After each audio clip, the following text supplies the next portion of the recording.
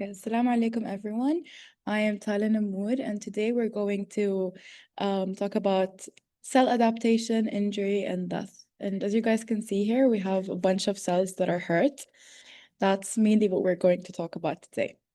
So before we start, what is pathology? Pathology is the study of diseases. So we know the structural and the functional changes in a disease, okay?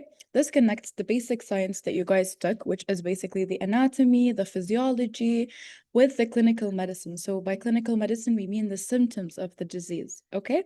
So pathology will explain why does the disease occur, how does it progress, and what will it do, or the effects as in like the symptoms, or how will it progress in the body.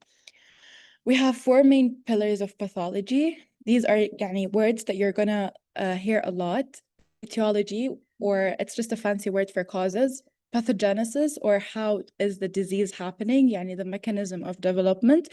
Morphology, which is basically a fancy word for how will it look like. So it can either be microscopic or gross. By gross, we mean like when someone dies and they do autopsy, they're going to see like the gross, the actual, how is the change in the actual organ.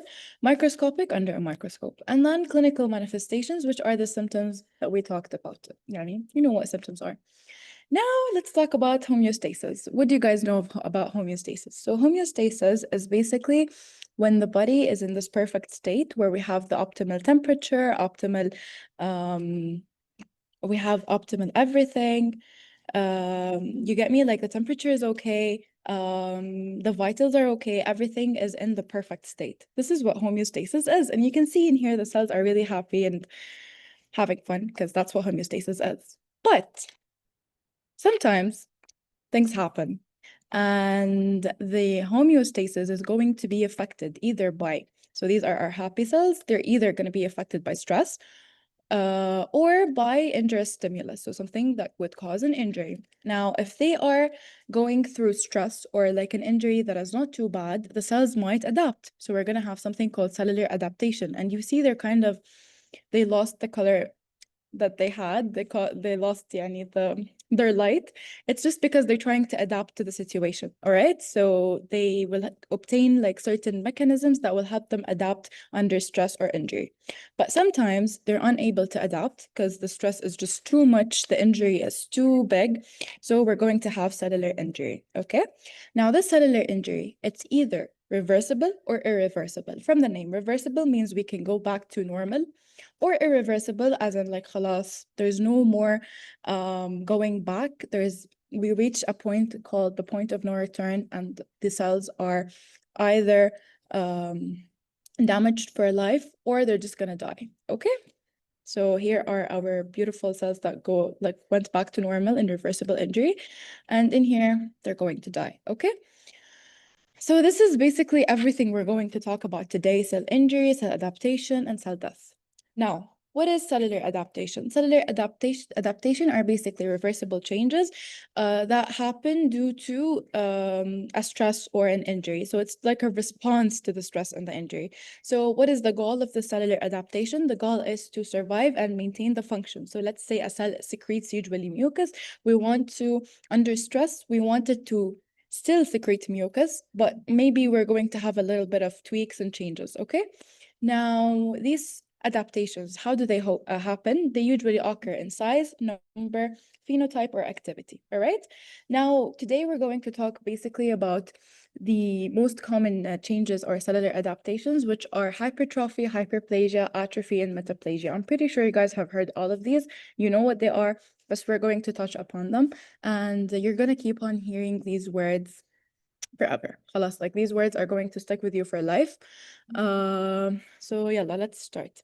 So the whole principle is you either adapt or you just die, okay?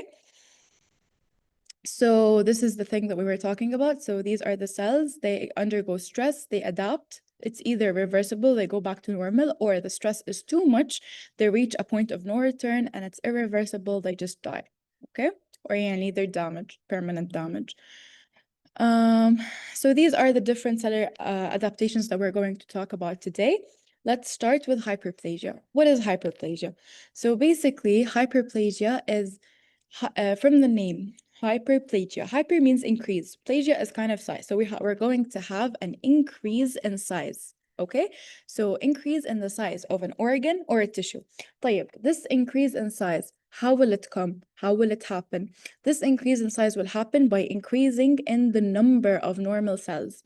So an organ is made up, let's say, of 100 organs. It undergoes certain stress that causes it to become hyperplastic.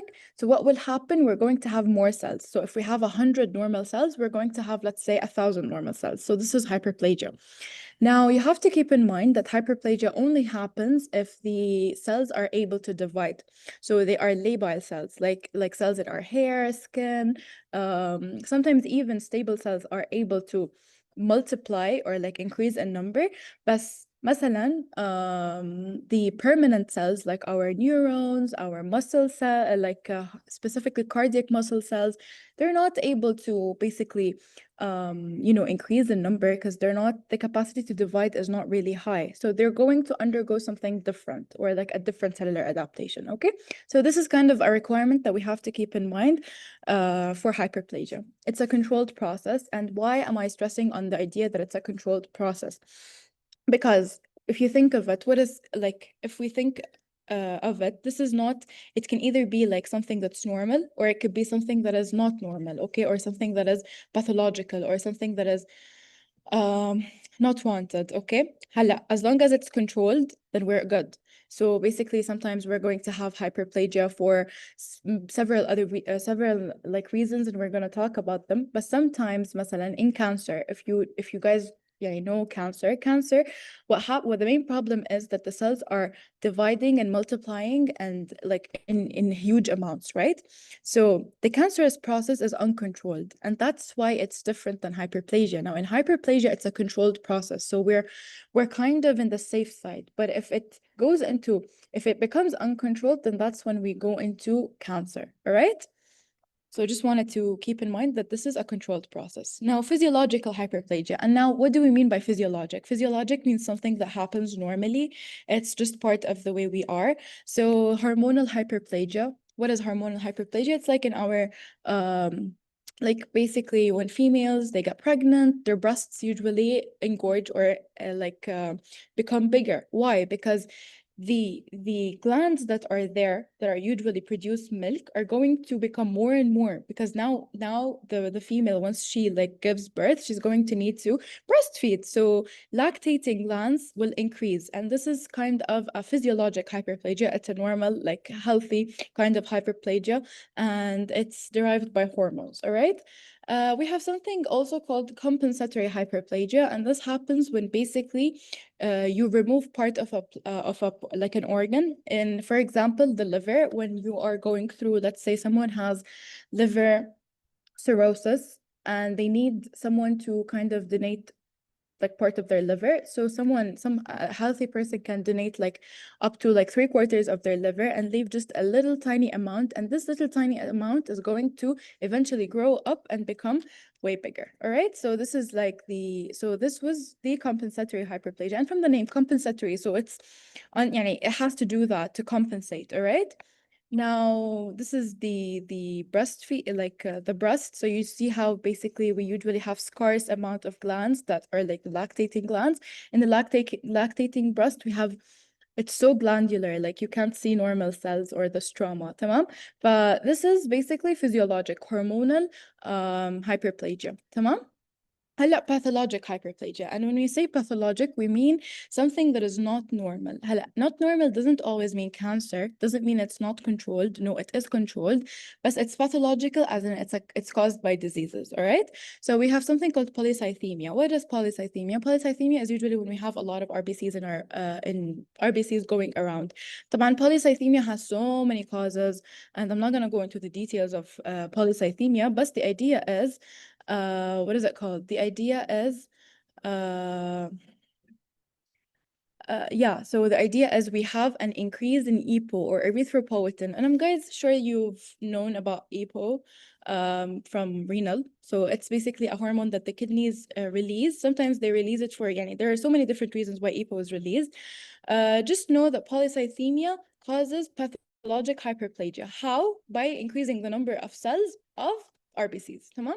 These are all examples, guys. يعني هو Dr. Iban has a lot of examples in the lecture. You don't have to memorize all of the examples. You just have to understand the underlying pathologic like thing that's happening, and then you're going to just يعني relate or يعني have a clinical idea of what does this يعني mean, you know. هلا another kind is gynecomastia. Gynecomastia is basically when the breast in the males is bigger than usual, because you know in males they don't have like يعني they don't have big breasts, but gynecomastia means we have an enlargement in the breast, and usually this happens in males because we have increased estrogen levels, and that can happen for so many different reasons. All right. Chronic irritation, so basically if someone smokes a lot, they're going to have gland hyperplasia because of the irritants. Chemical imbalance, hypocalcemia, and hypocalcemia بصير في عنا parathyroid gland hyperplasia. Why? Because they're trying to secrete PTH to kind of release more calcium. You get me? So I'm not gonna go through all of them. Just yani, the idea is clear. We have a disease that is causing the cells to increase in number. Okay, this is hyperplasia. Is hyperplasia clear? I think it is. Just try it in the chat if you guys need anything. تمام. I think it's quite clear. If you have any questions, let me know. تمام. Moving on. Fine. I'll take the silence as it's clear. Hypertrophy. So what is hypertrophy? Hypertrophy, كمان, is another cellular adaptation. It's an increase in the size of the organ. But why is this increase happening? It's because the cell itself, so the cell inside the organ, is increasing in number. Sorry, not in number. They're increasing in size. So basically, hyperplasia, we have an increase because there are more cells being produced. Hypertrophy is the cells that are already there, they are increasing in size. They're becoming bigger. They're becoming more buff. Okay? يعني مثل مثلا someone who's going, who's being beaten up, and then he wants to like, you know, take revenge, and then he just goes to the gym and he becomes buffier. He kind of like gains all these muscles. So basically the same person just increased in size. تمام؟ هلا hyperplasia is that we want to use the same like scenario. In hyperplasia, someone is being beaten up, he wants to take revenge, he gets more people to help them beat up the people who is like, you know, doing the assault or like bullying him or whatever. تمام. هلا what are causes of hypertrophy? We have two يعني causes that you can think of. Increased workload, and this specifically happens in the heart. So basically, let's say we have an increased demand for oxygen, increased demand for anything. تمام? So when we have an increased demand, what happens is the cells are going to try to work more. For working more, they want to provide more. What do? They start stressing themselves to become bigger and bigger to provide more and more. تمام?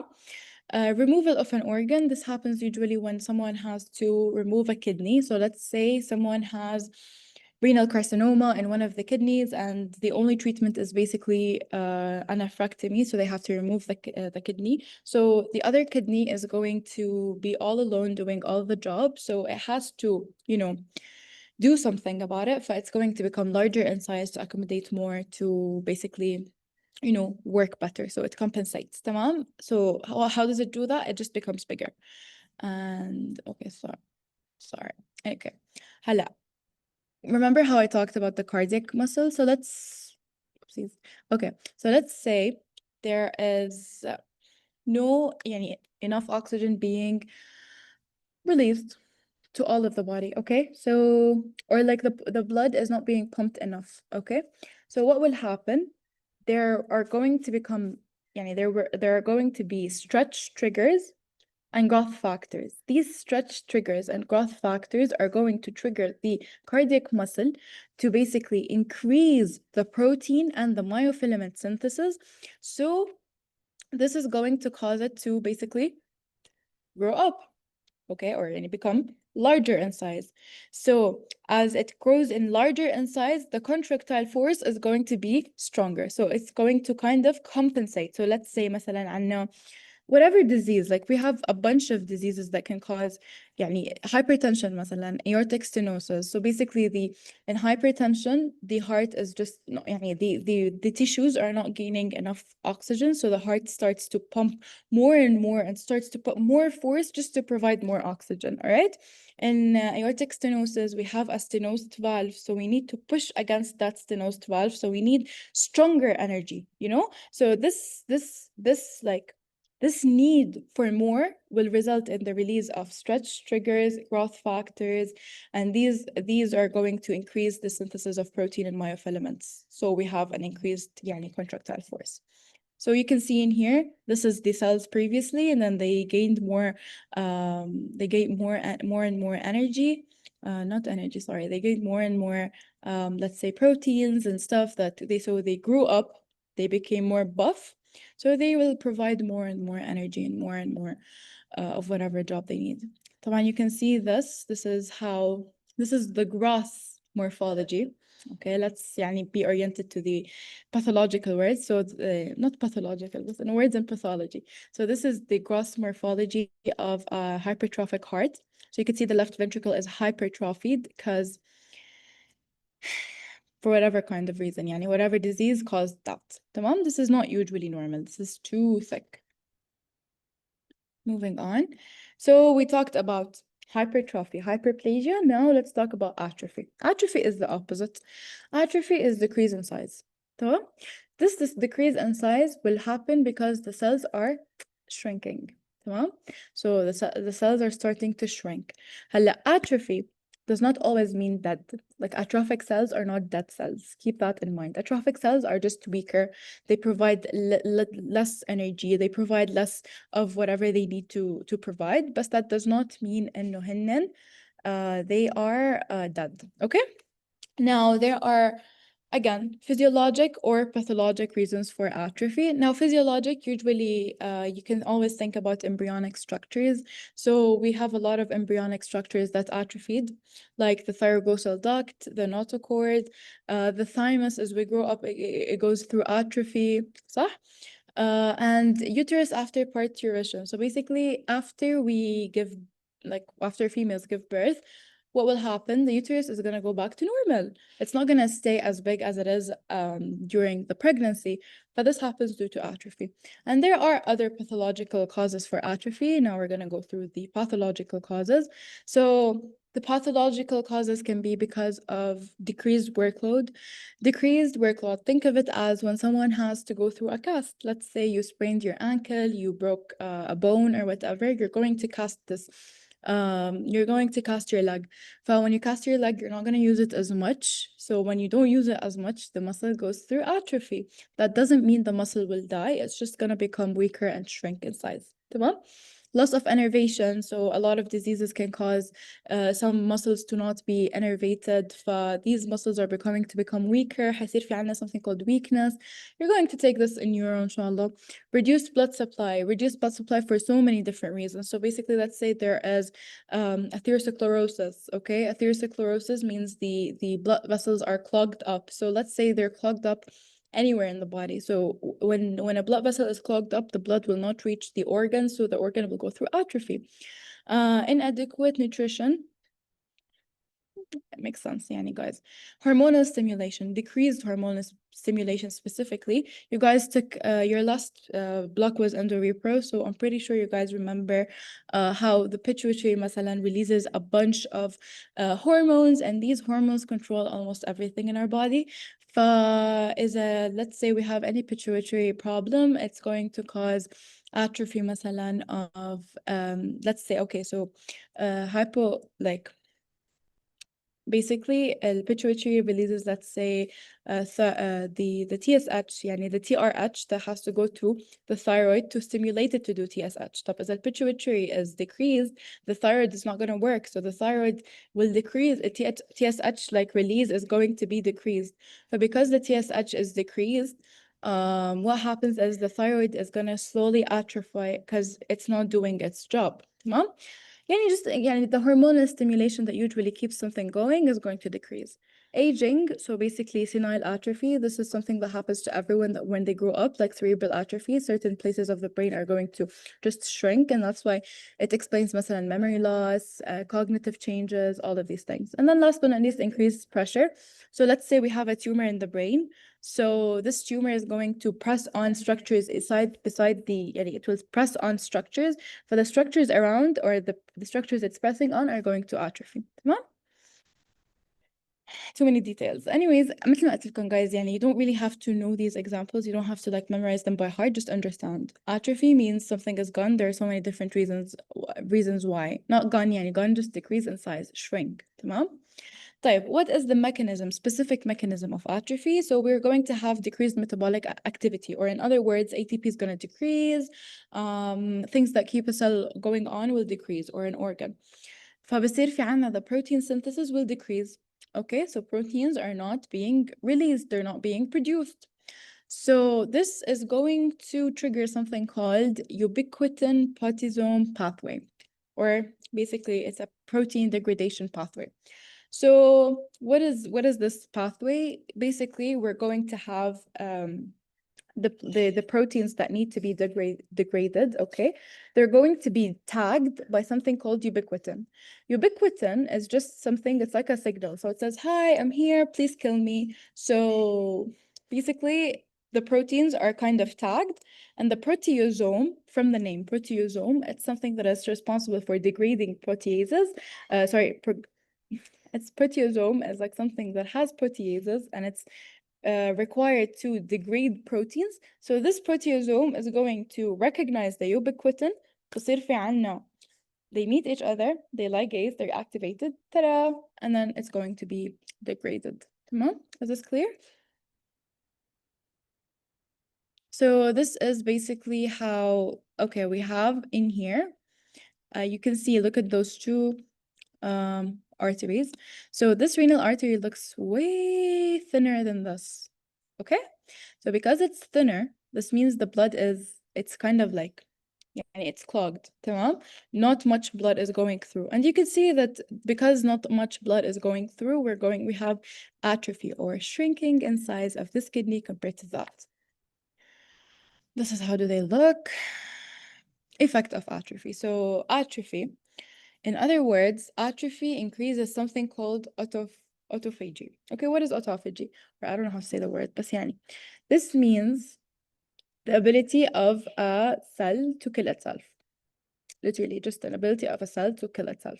So this process, okay, it's basically all of the organelles inside the cell, they're going to become enclosed by vacuoles, okay? And these vacuoles, يعني مثلا, it's just gonna like package everything. It's gonna package the organelles, and then it's going to take them to the lysosome, which is basically, let's think of it as the place where everything is broken down. Like, you know how they show you in like TV مثلا, all of the waste, how they get crushed, like old cars, they put them in something and they crush them. Just think of it like that. So lysosomes is where all of this happens. So these vacuoles of organelles are going to go to the lysosome, fuse in it, they'll fuse together, and that's when the degradation will happen, or they'll just remove the organelles. Now, sometimes during this, something will happen, or a pigment will accumulate, and this pigment is called lipofusion. Now, lipofusion, you can also see it in adults. And I think Dr. Oban probably said that in his lecture, because I remember when he said it, it stuck with me. Sometimes adults are like really, you're not adults, like really old people. They're going to have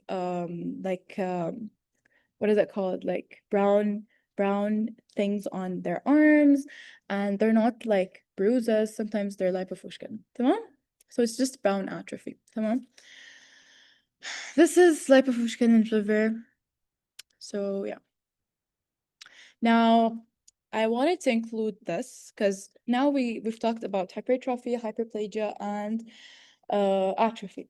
Now, in pregnancy, the uterus goes through all of these different things, and I felt like it's a beautiful organ to talk about, just to like recap all of the different things we took right here. So, during pregnancy, the uterus is going to undergo both hyperplasia and hypertrophy. So hyperplasia, the smooth muscle cells are going to increase in number because we're going to need like it has to grow, right? So we're going to have to need more cells, and the existing cells as well, they're going to become bigger and bigger just to be able to become thicker and thicker to be able to hold the baby. So smooth muscle cells in pregnancy that make up basically the uterus, they're going to undergo hyperplasia and hypertrophy. So hyperplasia, they're going to increase in number. Hypertrophy, they're going to increase in size. So both of them are going to increase. And then after you give birth, after the lady gives birth, what happens is the uterus is not going to stay as big as it is, because basically, يعني subhanallah, uterus usually it's so tiny, like you can see it in here. It's literally like a palm. Like it's this is how it is, like your palm above the bladder. So basically, above the bladder means it's in the pelvis. But during pregnancy, it can reach up to the thoracic cavity. It can literally like decrease someone's. يعني هيك, you see how like pregnant ladies in the last months, they start to have difficulty breathing because there is pressure on their diaphragm, just because of how big the uterus is. تمام. هلا this uterus is not going to stay this big later on, so it will undergo atrophy and go back to normal. تمام. So we have to know that all of this is controlled. This is not يعني hypertrophy, hyperplasia, atrophy. All of these are controlled processes. They're not يعني they're not مثل cancer. تمام. And what else? I wanted to say one more thing. Yeah, and I need you guys to know that in atrophy, when something goes through atrophy, that doesn't mean it's dead. It's just decreased in size, decreased in activity. تمام? تمام. Moving on, now we have something called metaplasia. Now, metaplasia is different. Metaplasia is when there is a cell. This cell is undergoing stress that it cannot deal with. Let's talk about the esophagus. So, I don't know if you guys are familiar with GERD, or basically gastroesophageal reflux.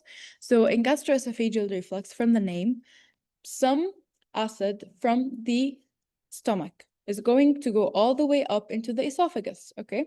Now, the stomach is made up of cells that are able to withstand the acidity of the acid. But the esophagus, it's just made up of, the esophagus, what's the main function of the esophagus? Just allowing the passage of food into the stomach. So this makes a problem, and the problem is no, the esophagus is not, it's not made to deal with high acidity. So that's where metaplasia happens. Metaplasia happens when a fully differentiated cell is replaced by another cell to basically adapt. تمام? And this happens at the stem cell level. It is, as I mentioned, it's a type of adaptation that usually happens because the cell that is usually there is no longer able to withstand the environment. تمام? It's an adaptive response. And it's often reversible. Like if you remove the stressor, if you decrease the acidity, or like if you kind of treat it, then the metaplasia is gonna like go away. تمام. هلا, something to understand. Okay, metaplasia can sometimes not be the best. It's a double-edged sword. Why? Because okay, let's say we have we were just talking about مثلا the esophagus. Okay, now أصلا when the esophagus goes this change, it's gonna be called Barrett's esophagus. Okay, so let's talk about Barrett's esophagus. It's usually, I think it's Barrett's esophagus, one second. In Barrett's esophagus, we have squamous cell, and this squamous cell is going to change into glandular epithelium. تمام? So عندنا squamous to glandular. تمام? So in this case, the survival instinct, the survival of the cells is going to increase, but the protective mechanism that is usually there is going to decrease. You get me? So basically, subhanallah, God made us in a way where every cell is placed in the perfect position for it. فإذا a cell changes into another thing, okay, maybe there are added benefits, but كمان there are things that are lost. تمام? this, since the protective mechanisms are gone, بصير في عنا مثل chronic inflammation, and this chronic inflammation, if it's not solved, what happens, it can cause like very persistent cellular injury. فبصير في عنا a malignant transformation. And Barrett's esophagus is a very, very common, it's a very common example for that, because Barrett's esophagus increases the risk of cancer. If someone has Barrett's esophagus, they have to undergo very close observation just to make sure and know the change does not become neoplastic or بصير ما it does not become what is it called a tumor. تمام. هلا الميchanism, basically what happens is we're going to have gene expression different, the gene expression is going to be different. طيب بصير في عنا kind of reprogramming of the cell, so it's able to kind of change, because we're talking about something, the whole cell is changing, it's changing at a genetic level. And this can be done, this can be triggered by hormones, vitamins, or chemical irritants. Now these are the different types of metaplasia. They're nice to know, there are like multiple types. No need to memorize them, just know any cell can go to another thing. So we have squamous to glandular, that's like in Barrett's esophagus. Glandular to any other type of glandular, like in intestinal metaplasia. Okay. Glandular, not glandular, glandular to squamous, this is squamous metaplasia, can happen in basically the bronchi. So the bronchi, basically, because they're constantly under, let's say someone smokes a lot, they're constantly under stress because of the chemical irritants. The cilia is going to be gone, the goblet cell is going to be gone, so it will no longer, so it will change into squamous cell, and this squamous cell will not basically release the protective mucus, and it won't have cilia that's going to push the, let's say, the irritants away or whatever. This is going to decrease the protective mechanism, and that's why it can be, a double-edged sword. Transitional to squamous, like in certain infections. So this is basically squamous metaplasia. Look in here, we have glandular. So this is the normal, the gland, and then it changed into the squamous, okay? Because of whatever stress. In here we have Barrett's esophagus. So basically, what do we usually have? We usually have squamous epithelium inside the, like, that lines up the esophagus, because again, what's the function of esophagus? It's just a passage of food. The squamous is going to become columnar because we want something to kind of protect the cells, like protect the lining, the esophagus, from the acid. So that's what Barrett's esophagus is. Sorry, next. Okay, so we talked about the cellular adaptations that we need to know. But let's say the stress is so much, we're no longer able to adapt. That's when cellular injury happens. So let's talk about cellular injury. Cellular injury, there are multiple causes of cellular injury. You can see like how many things can cause cellular injury. I think there's another side. Oh no. Okay, so all of it. So it can be hypoxic, so we don't have enough oxygen. It could be physical agents like smoking. When you, oh no, that's chemical, never mind. Physical agents, like let's say burns, let's say like radiation, electric shocks, like these things are physical things that actually happen. Chemical, like we said, like tobacco, alcohol. Infectious agents, sometimes the viruses can release things that can cause cellular injury. Immunologic reaction, the body can attack the body itself, and that can cause cellular injury. Nutritional imbalances, genetic, these, just know that there are so many different kinds of cellular injury. Huh? طيب هلا will all cells okay, so do you think that all cells that undergo a specific stressor will all undergo cellular injury? طبعا لا. So basically some cells are able to withstand things that other cells can't. You get me? So for example, let's say we have hypoxia for whatever reason. Let's say someone has a heart attack. Okay, so the heart is no longer able to pump the blood properly. So since it's not able to pump the blood properly, what's the main function of this blood? To give oxygen. So we are in a hypoxic state, so the oxygen is decreased all over the body. Now our skeletal muscles, they're able to live without oxygen for 2 to 3 hours. عادي. They can function. But our cardiac muscles, on the other hand, they will die within 20 to 30 minutes. Our brain cannot withstand hypoxia more than 5 minutes. Depending on the cell type, it kind of tells us, well, will the cell injury be reversible or irreversible, and how bad will the cell injury be, or will they أصلا go through cell injury? You get me?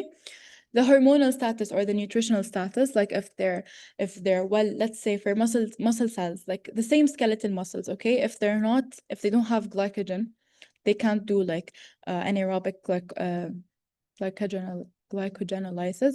So basically they're not gonna able to have energy. So يعني a well-fed skeletal muscle might last 2 to 3 hours, but like a muscle that is not doesn't have enough glycogen might only last for an hour, you know. But there are a lot of like possibilities and variables, like variable things that might يعني affect whether the cell is going to undergo injury or not, or genetic makeup. So basically some of them have like weapons that they can utilize to prevent cellular energy, while others don't. You get me? Now, intracellular systems that are susceptible to cellular injury. Guys, if you have any questions, please just send me a message. Okay, because I'm just gonna keep yapping يعني. وإذا you need a break كمان tell me. تمام? Okay. Now, intracellular systems that are susceptible to injury, in other words, we're saying things that are going to be affected by cellular injury. Production of ATP, because the mitochondria is really, really, really like fragile, or like it's the most, yani mitochondria is always affected in cellular injury. Cell membranes, protein synthesis, and the DNA itself, okay? These are the things that are going to be affected by cellular injury. And صراحة how much of these things are being affected كمان can tell us مثلا if the cell injury is going to be reversible or not. And if we have damage to the DNA خلاص there's no going back. But if it's only the ATP is affected for a couple of hours, we can go back, you know.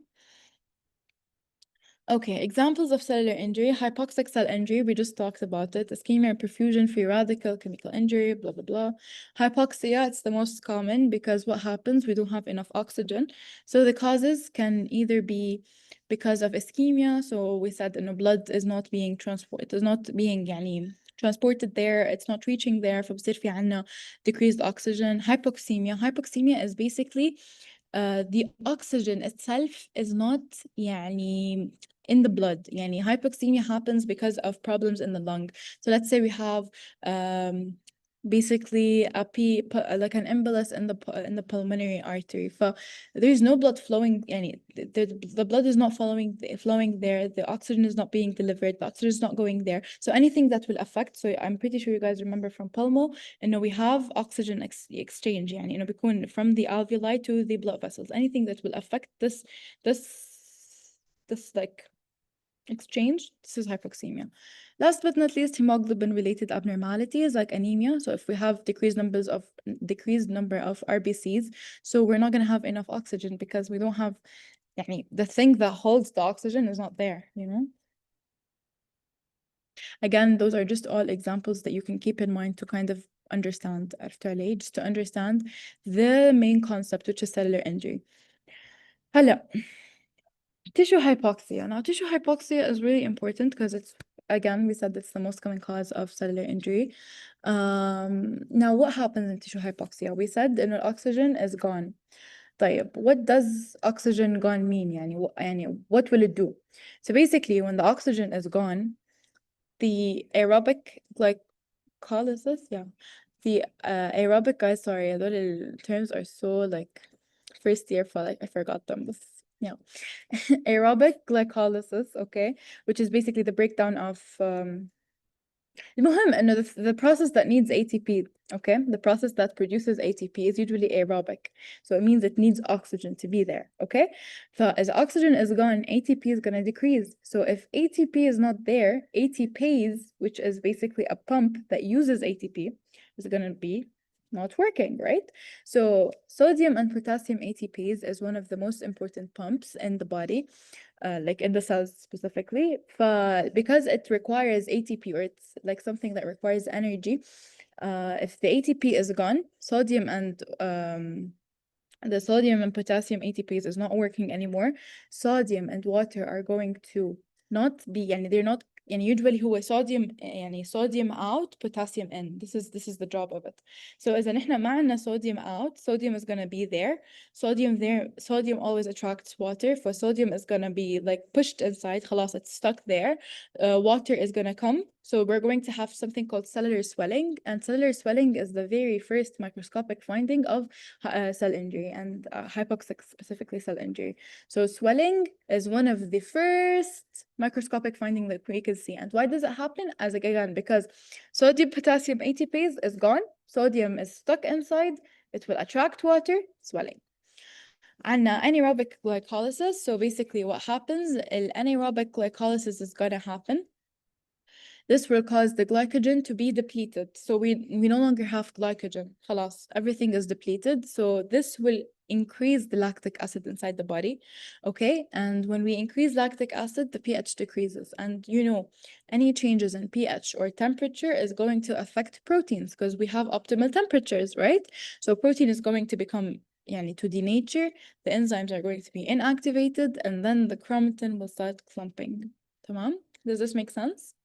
So أول شيء بصير في عنا cellular swelling. Why is the cellular swelling? Because of the sodium potassium ATPase is no longer working. Sodium is stuck inside, water is being يعني attracted inside, swelling. Second of all, حيصير في عنا protein denaturation and enzymatic inactivation. This protein denaturation and enzymatic inactivation is going to cause the chromatin to clump. Chromatin, what is chromatin? It's basically the proteins that make up the DNA. So chromatin is going to clump. And then what happens is we're going to have كمان some يعني lipid accumulation or fatty changes. هل هدول they're all things that you can see under the microscope, and we're trying to يعني explain how do they happen, so just to understand. So lipid will accumulate. Why will the lipid accumulate? Because the ribosomes, they're going to detach, and as the detachment of the ribosomes, they will detach. فبصير في عنا protein synthesis will decrease. Protein synthesis decreases, so the apolipoproteins that are usually, they keep the lipid together, or they're usually, so basically it's apolipoproteins is a protein that has lipid with it. So if the protein synthesis decreases, the lipids are there, but there's no protein to kind of attach to it. فبصير في عنا lipid accumulation, فبصير في fatty changes inside the cell. So these are all changes that we can see. تمام? Last but not least, another ATPase that يعني it's another pump that requires ATP. هي الكالسيوم ATPase, it's going to be affected. So calcium cannot be pushed out of the cell. Calcium will be basically stuck inside the cell. And calcium inside the cell is like the worst idea ever, because you know why. We're gonna know why later on. تمام? هلا, if oxygen is back, خلاص, everything is okay. يعني طبعا depending on the time, يعني إنه how يعني مثلا let's say إنه the brain cannot withstand oxygen being stopped عنه for 5 minutes. If the thing was only for 3 minutes, then it's reversible. خلاص, nothing يعني the point of no return is not reached. بس إذا ischemia persists, it's going to become irreversible. تمام? If it persists before the point of no return, خلاص, it's gone. So see, هدول كلهم the morphology of reversible cell injury. We all know the causes of all of these. So cellular swelling, we said it's the very first manifestation, and we know why, صح? We know the cellular swelling happens because of sodium potassium ATPase. It's كمان, and cellular swelling has other name, which is hydropic change or vacuolar degeneration. Just know the other names because sometimes they might write them in the question and you'd be like, what? You know? Fatty change, again, we said because of decreased protein synthesis, the ribosomes are detached, apolipoproteins are not produced, the lipid is going to accumulate, so we're going to have fatty changes. Now, this is hydropic change, hydropic or like cellular swelling. You see, these are the normal cells. They're cute. They're all tight together, and then suddenly they balloon, and we're going to see like this hydropic change. Clear? I think it's clear. Now, sometimes we have ultrastructural changes that are like a little bit more advanced, but that doesn't mean it's irreversible. It's just يعني point after this, ultrastructural changes is the point of no return. But no, in here, we're still on the safe side. So we're going to have basically blebbing and distortion of microvilli. So in the plasma membrane. So the plasma membrane, you know how the plasma membrane is like smooth, cute. So we're going to have a little bit of blebbing, okay? Just because of protein denaturation. Mitochondrial changes, it's going to swell. Dilation of ER, we said إنه حيصير في عنا detachment of ribosomes فبصير عنا detachment of polysomes. We talked about this. With nuclear chromatin clumping, also we talked about this. Why does the nuclear chromatin clumping happen? Because of the increased lactic acid. So it's a lot of pH. The pH is high فبصير في عنا denaturation of proteins and enzyme. Enzymes themselves are going to denature, so بصير في عنا clumping of proteins. So this is the normal cell. It's cute, it's nice, it's organized. Suddenly we're going to have surface blebs. The ER, yeah, the ER, endoplasmic reticulum is swollen. The mitochondria is swollen. Generalized swelling. We have swelling everywhere, and we're going to have chromatin clumping. And this is a cute little. This is not a light microscope. This is an electronic microscope. So you see the ER as like, kind of, like. It's clear and like that, and then it's clumping. You see how it's swollen? What are the blebs closed by? So basically, is it just swelling? So basically, it's sticky. It's a combination of both. It's denaturation of protein. That doesn't mean denaturation of protein does not mean it's damaged. Does not mean if the protein in the plasma membrane is denatured, يعني خلاص it's gonna break open. So it's starting to. The blebs are before the point of no return. First of all, they become blebs because we have a little bit of protein denaturation and swelling.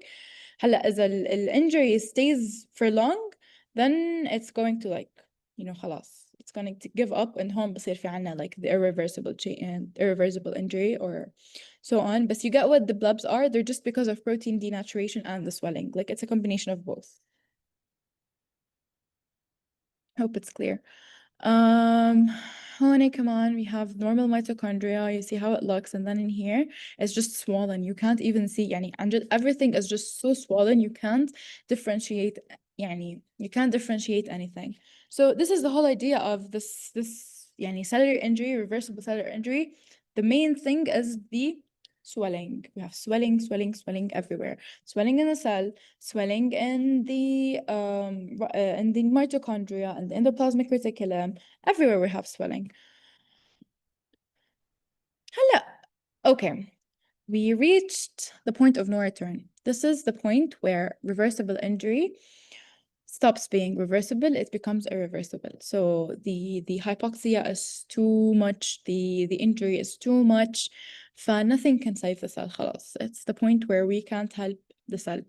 So why does that happen? Because we're going to have irreversible changes in mitochondria, and we're going to have damage to the plasma membrane. So you see those blebs are going to give up, and we're going to have pores مثلا, and then calcium has a very, very major role in irreversible injury. Now, this is what happens in irreversible injury. So we will have mitochondrial damage. Now, what is the main function of the mitochondria? Production of ATP. So it's very important for cell survival. If we don't have mitochondria, the cell's gonna die.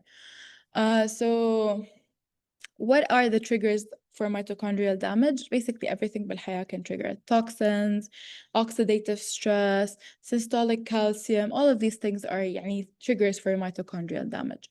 So what will happen? First of all, the oxidative phosphorylation, which is basically the main function of the mitochondria, is gone. So ATP will decrease. Now, with ATP decreasing, phospholipid synthesis will decrease. Everything will decrease.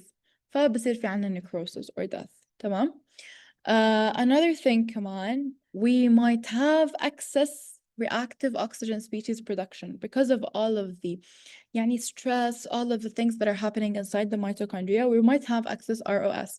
Now, this excess ROS production will cause damage not only to the protein, but to lipids and DNA. And this is, in other words, it's called lipid perioxidation. So the lipid will be oxidized because, again, reactive oxygen species are just like free electrons that can go and like damage anything on their way. So they're going to kind of cause the lipids to go through like oxidation. فبصير في عنا lipid pre-oxidation, which is really like bad. Last but not least, we might have something called we have something in the mitochondria called MPT, or permeability pores, okay? These permeability transition pores, when the mitochondria has all of these things, it's going to open. Once it opens, خلاص, the membrane potential is gone, the pH is going to change. Because think of it, the mitochondria is contained. يعني homeostasis in the mitochondria is contained because the membrane is there and it's protecting everything. Once we have pores in the membrane, different kind of ions are going to go inside. We're going to have membrane potential gone, pH different. So this is going to affect ال ATP more and more. يعني إذا كان عندنا, let's say 10% of the mitochondria still can produce ATP, zero will يعني بصير عندنا 0% إنه of ATP produced. Because of that, the mitochondrial proteins that are inside the mitochondria, they're going to be released. خلاص, the pores is going to open everything. خلاص, يعني the membrane potential is gone, pH is affected, the ATP gone. بصير في عنا every single thing inside, the proteins inside are just going to seep into, they're going to go to the cytosol. Once the mitochondrial proteins are in the cytosol, we're going to have apoptosis. خلاص, it's like a sign of, خلاص, again, point of no return. It's time to die. So this is just so lipid peroxidation is lipids being oxidized by, yep, exactly. So basically mitochondrial damage بصير في عنا decrease in ATP. This decrease in ATP is going to cause all of the things that we talked about. So the decrease in ATP شو حيعمل? It's going to cause it's going to cause decrease in synthesis of protein, phospholipids, and everything. بعدين عنا the MPTs are going to open, so everything's going to leave, including mitochondrial, what is it called? Proteins, يعني cytochrome C, which is going to bring about apoptosis. تمام. هلا هاي كمان another idea of like the idea of membrane damage. هلا in irreversible injury, we have membrane damage. This membrane can either be the mitochondrial, the plasma, or the lysosomal. هلا we have to to have something in mind. Organelles, each organelle has its own membrane, and this membrane kind of protects the organelle from the outside and protects the outside from the organelle. So we have a lot, يعني مثلا بالmitochondria, we have proteins that if these proteins are in the cytosol, it's going to cause apoptosis because they're not made to be there. They're only made to be inside the mitochondria. So they will bring about death. نفس الشيء لما يصير في عنا plasma membrane, then the plasma membrane is broken. What happens is the fluids and the ions that are inside in the ECF are going to rush into it. فبصير في عنا swelling. But then, because of the plasma membrane being damaged, we're going to have everything is gonna يعني go away خلاص, since the pH and like the normal homeostasis of the organelle is gone, or if the cell is gone, فخلاص everything is going to be denatured, the enzymes, the proteins, the RNA, everything فخلاص, this is gonna bring basically يعني almost about death, you know. كمان عنا another thing that is really important, lysosomes. Now lysosomes contain all kinds of enzymes, and if lysosome membrane is gone, this means all of the enzymes are released. And to imagine all of the enzymes are released and there's a bunch of protein, it's just gonna start killing يعني killing the cell itself. يعني بصير في مثل الself, it's eating itself out. Like the enzymes are going to start breaking down the proteins and killing itself. You get me?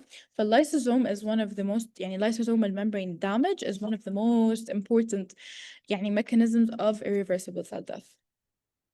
So in here, decreased oxygen, بصير في عنا mitochondrial dysfunction, phospholipid synthesis is gone, ATP synthesis is gone, لما الكالسيوم increases inside the cell بصير في عنا activation of phospholipases, activation of proteases. All of these are going to bring about كمان damage. فبصير في عنا lipid breakdown. Because of شفتوا lipid breakdown we said إنه حيصير في عنا fatty changes. بس in here كمان بصير في عنا cytoskeletal damage. So this is going to break down the plasma membrane, and once the plasma membrane is gone خلاص game over. Oopsies. Now, the role of calcium in irreversible cell injury. Now, calcium is like the activator of everything. It's like the thing that pushes things to become worse and worse. يعني عن جد مثل الشيطان. Yeah. Anyways, so it's basically there. So the calcium is there. And what it does is it will activate enzymes. So if there's any enzyme that is there, calcium is going to attach to it and be like, yalla, work more, work more, work more. Just bring more damage. And calcium كمان increases the mitochondrial permeability. Because it increases the mitochondrial permeability, it's going to cause cytochrome C to be released. So the cytochrome C is released, or mitochondrial enzymes, or was it a mitochondrial enzyme? Yeah, I think. يعني المهم cytochrome C, when it's released, just forget about it. It's apoptosis time, it's death time. تمام? So calcium is just literally the activator of the end of life. Like خلاص. Once it's there, it's going to activate every single enzyme that ever exists. It's going to cause the mitochondria membrane to just kill itself and cause the release of cytochrome C. So yeah. So this is our very beautiful calcium that will cause the most damage on Earth. It's going to affect the mitochondria. It's going to cause cytochrome C to be released. It's going to be there, floating in the like in the cytosol. It's going to be released, come on, from the. Actually, I don't know if it's going to be released from here. I'm not sure about that. بس بصير في عنا, and this calcium is going to go attached to ATPase, decrease ATP. يعني خلص ATPase is gonna take all the ATP and decrease it. It will attach to phospholipase. يلا, kill phospholipase. All of the phospholipids are gone. It will attach to proteases. It's going to cause the cytoskeleton to just, anything that is made up of protein, which is basically every single thing in the cell, it's going to be degraded. وعندنا something called endonuclease. Endonuclease means inside the nucleus. So anything that's inside the nucleus, كمان is going to be degraded. So that's why we will have chromatin damage. Okay? Okay. Now, how will this irreversible cell injury look like? So basically, we're going to have cell membrane damage, obviously, rupture of lysosomes. Lysosomes are خلاص ruptured. Endoplasmic reticulum كمان is ruptured. Mitochondrial swelling. Mitochondria بصير فيها densities, بصير في عنا nuclear changes. So let's look in here. Remember how our cell looked really cute before? Look at it now. The membrane is gone. You can see how it's permeable. So tick, tick, tick, tick, everything can go. ER, gone. You can't even see it. Mitochondria, swollen. It has densities inside. And this is the nucleus, and it has like weird things inside it, okay? Now, these are the weird things inside it, like nuclear changes. So this is the normal cell. It's cute, it's nice. This normal cell is going to go through pycnosis, karyorexis, and then karyolysis. So what is pycnosis? Pycnosis is the first thing that happens, like the first nuclear change. We're going to have shrinkage and darkening of the nucleus. So you see how our nucleus in here, it's cute, it's big, it's nice. This nucleus is going to shrink and it becomes dark. This is nuclear pycnosis. Pycnosis, هيك تكوتي pick like a pick, okay? Then we're gonna have karyorexis. I hope I'm spelling it right. So karyorexis is this cute little nucleus is going to start breaking down and fragmenting. So it was a cute tiny nucleus. It's gonna become packs of small fragmented nucleus. They can call it nuclear dust. So you see how it was small, tiny, and then it becomes to fragment, and break down. This is karyorexis. Last but not least, from the name, karyolysis means it's going to kill itself. Lysis means يعني breaking down. So the nucleus is going to break down and it's going to just become a mush of purple thing. Like you don't even understand where was the nucleus at one point يعني. It's just taken. A mush of color. تمام? So these are the nuclear changes in irreversible شو? Cell injury. sorry. So this is the normal pycnosis. So this big one is going to become small and dark.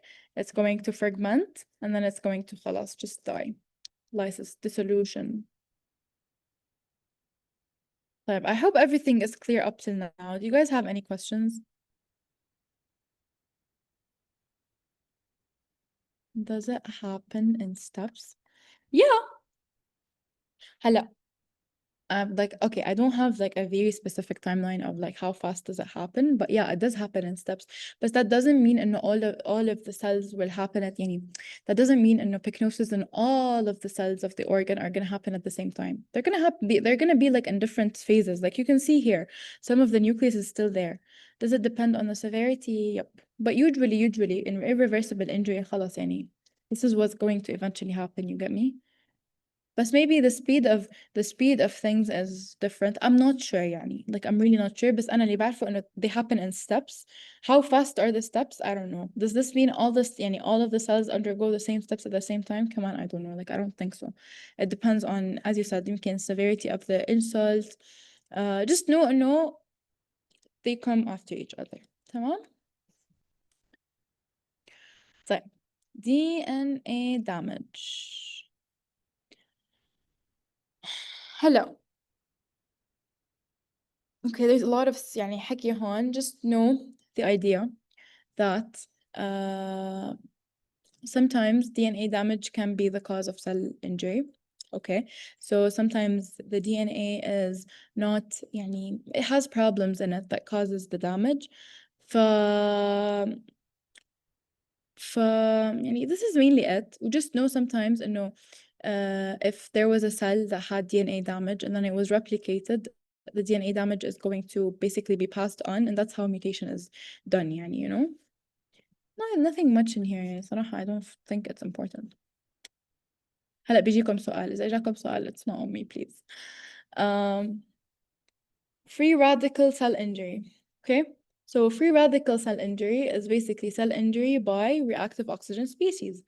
Now, reactive oxygen species or free radicals can come from so many different resources, and you can see them all here.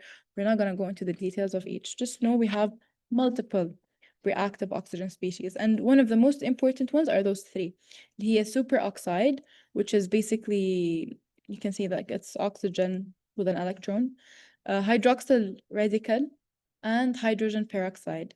Now, why are these free radicals important? Because we know what are they neutralized by. So superoxide is basically neutralized or broken down by superoxide dismutase. So this is an enzyme that breaks down superoxide anions. Hydroxyl radical is broken down by glutathione peroxidase. So يعني these free radicals are broken down by these they're not broken down, they're made back to normal. So superoxide dismutase will take away the oxygen, the electron from the O2, and it will make it back into O2, you know. Hydrogen peroxide catalase and the glutathione peroxidase, both of them. Wait, for the DNA damage, is there specific signs that will show that the cell death was caused by DNA problems? Should we know them? Interesting question. I like the question. There's not gonna be like specific signs, okay? Because in DNA damage, you can't really know. يعني عن جد you can't really know. بس إذا we know there's a mutation, sometimes mutations, what is it called? Sometimes mutations, they clinically they kind of show in a clinical way. Okay, هون we can know إنه مثلا we're having cellular death because of a mutation, because of damage to the DNA. But we can't really know, you know. Like I don't think there is a way for you guys to know, and like this slide has everything that you need to know, and if you read it, like ما في anything that has to do with specific science. Like it just says DNA can block replication, so it can lead to death. Cell death in response to DNA damage may occur by progress. So it's just know that okay, DNA damage basically they die by apoptosis. They don't die by necrosis, okay? There's nothing much, you know.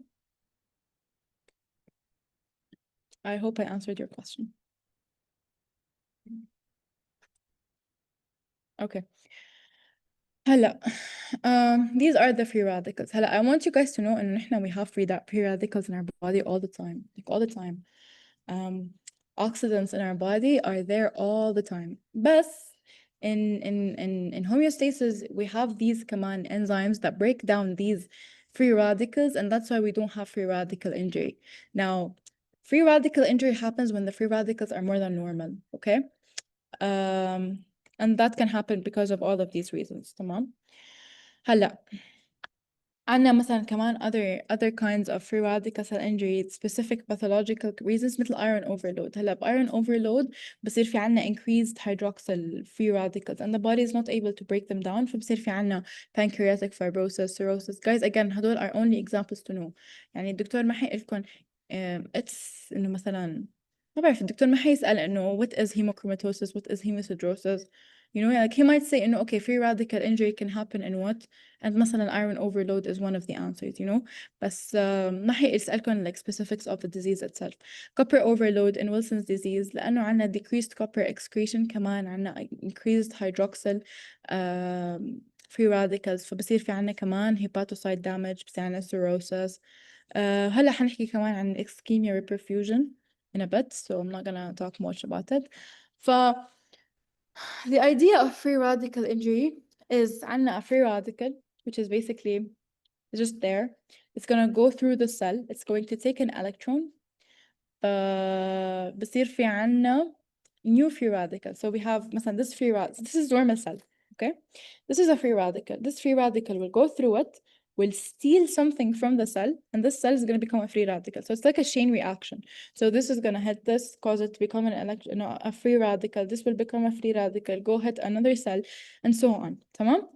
هلا this chain reaction can be really bad, because what happens when you steal an electron, or when a free radical go through a cell, it can sometimes cause nucleic acids to break down. It can damage nucleic acids, it can damage membrane lipids, it can damage things that are inside the cell. فبصير في عنا DNA fragmentation.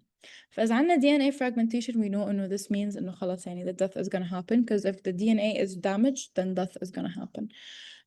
It can cause lipid peroxidation. We talked about lipid peroxidation. So basically, if an electron or the free radical goes through a lipid, أو يعني punches into a lipid, it's going to cause lipid peroxidation. So this lipid is not going to be like, the structure of the lipid is not going to be the normal structure. It's going to be changed.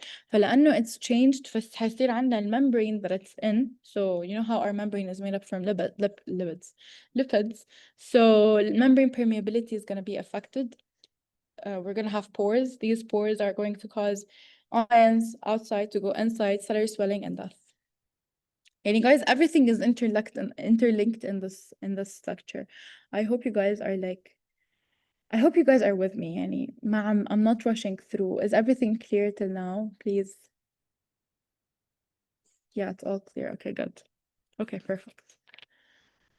Tamam. So you see, this is what free radical injury does. It's going to cause lipid peroxidation. Lipids in the membrane are not the normal lipids، فحيسووا pores، فبصير في عنا increased permeability. Oxidative modification of proteins، يعني إذا it went and hit any protein, it might cause fragmentation or degradation. Guys, يعني wherever it goes, it causes damage, period. Lesions in the DNA, single-stranded breaks. It can cause more than single-stranded breaks. Okay. هلا it depends. هلا اللي free radical injury, if it causes مثلا DNA damage or DNA fragmentation, we know إنه in DNA damage بصير في عنا apoptosis. You get me? It depends on the thing that causes the free radical injury. عرفتي علي؟ Okay.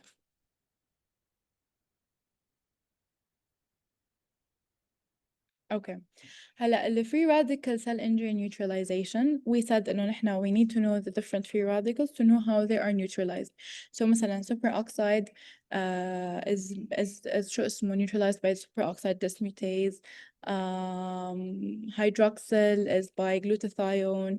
هاي شو اسمه H2O2, what is it? I forgot the actual name, but no, it's by catalase or glutathione peroxidase. Just know and احفظوا إنه هدول الانزيمز are responsible to neutralize those oxidative free radicals. تمام. وعندنا vitamins. Okay, that's why they say vitamins. Some vitamins are antioxidants, like مثلا vitamin E, vitamin C, like all of these things. They're vitamin. They can be antioxidants. Any questions up until now? We're like almost 3/4 through.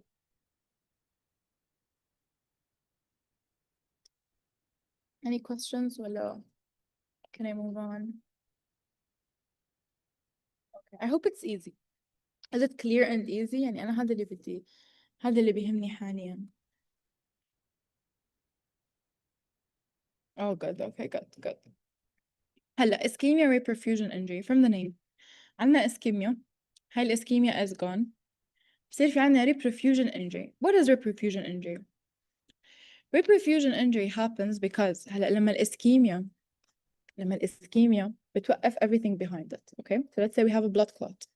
This blood clot is there, and then the blood is not moving here, but the blood is all in here. Now the blood in here might, because of the stress, بصير في عنا مثلا free radicals، بصير في عنا هيك so many different things. Okay, like بصير في like the blood that is clogged up here is not going to be healthy blood. It's going to have like مثلا toxins. It's going to have, I don't know, like it's going to have يعني هدول oxidized stuff, free radicals. So once the blood clot is gone, these free radicals are going to move and go in. They're going to go to the places where there was مثلا no blood. So these are going to cause reperfusion injury from the name reperfusion. So the blood is يعني something that was stopping the blood is gone. Reperfusion is achieved, and this reperfusion, the blood that has يعني that was clogged up has مثلا so many, let's say, free radicals. So these free radicals are going to start damage the walls. This is specifically يعني important in myocardial infarction, يعني blood clot in the heart. Like this is very common. So what happens is إنه يعني whatever cell is not dead because مثلا of ischemia, it might be dead because of the reperfusion. It's annoying, but reality. So in ischemia reperfusion injury, okay, we have calcium influx. So we said calcium is the devil. It's responsible for all kinds of damage. فبصير في عنا damage بالميتوكوندريا. هلا لما الميتوكوندريا is damaged, reactive oxygen species are going to be released. We don't have antioxidant defenses because we're literally hypoxic. يعني the body is not in homeostasis, so we're not going to have anything that will stop these reactive oxygen species. And because of these reactive oxygen species are just gonna go there and damage the tissue after it's reperfused.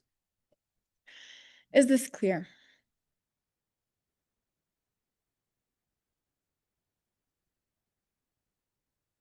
Can you please repeat? Okay.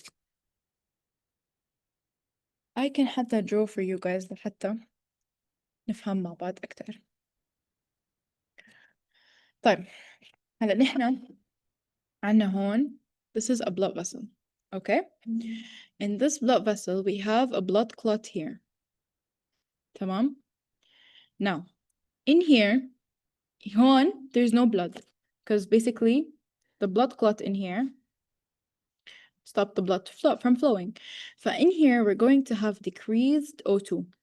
تمام? In here we have hypoxia. حلو؟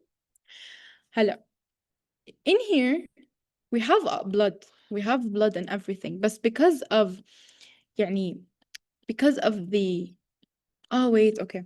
هون عنا blood and everything. هلا هون عنا hypoxia. Now the hypoxia in here, okay, it's going to cause basically, you remember the hypoxic changes, how it caused cellular death. هلا هون it was reversible. Remember how it was reversible? So it's going to cause basically changes بالmitochondria, decreased ATP, blah blah blah blah blah. هلا at the same time, in here we're going to have the production of, sorry, شو عم يغير? 1 second.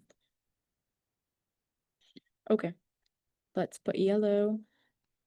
Okay, in here we're going to have a production of free radicals. So these free radicals are being produced. Why? Because of the hypoxia, because of the mitochondrial changes, because of all of these things. Now, when this blood clot is gone, let's erase. Wait, why is it not? Okay. So let's erase this blood clot. This blood clot is gone. هلا البlood, what will it do? It will flow. So it's going to take all of these oxidative free radicals, it will take them everywhere that was يعني everywhere where oxygen was not there. فبصير في عنا if these cells they were not يعني fully damaged by the hypoxia, these oxidative these free radicals are gonna go and damage them. Is this clear?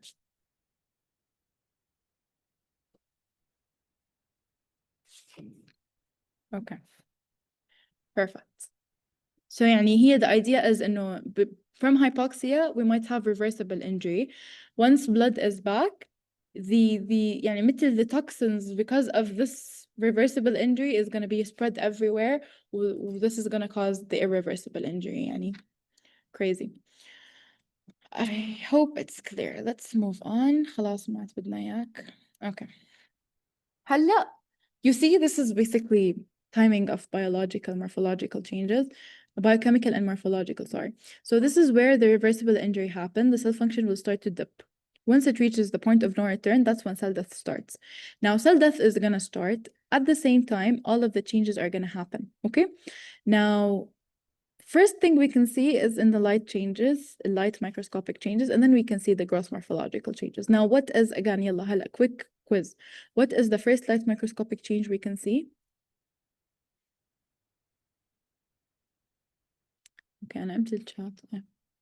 Swelling, exactly. Hydropic changes is the very first thing that we can see in cellular injury or cellular death. Okay, هلا cell death. The cell is going to die, but the way it dies is different. So it has two ways of dying. It's either going to die by necrosis or by apoptosis. Now, the difference between necrosis and apoptosis is that necrosis is pathological. It's something that is not expected. It's something that is not programmed. يعني it suddenly happens. It can happen for whatever reason. It's خلاص بصير في عنا irreversible injury, and because of this irreversible injury, the cell is gonna die, but it's not gonna die in a programmed way. While in apoptosis, it's a programmed way. It's a genetically controlled, programmed death of the cell. This basically, يعني the idea is إنه necrosis can happen suddenly because of irreversible cell injury. Apoptosis, on the other hand, happens because the body is trying to keep itself at the best place ever. So apoptosis happens every single day. So in our body, we have apoptosis every single day. يعني مثلا hair cells, some of the hairs fall. Why? Because خلاص they reached مثلا their full cycle. فبصير في عنا apoptosis. They die. Skin مثلا, skin changes. And إحنا our skin does not يعني it keeps on changing. يعني you get me? So these cells that die, they die through apoptosis, which is a genetically controlled program.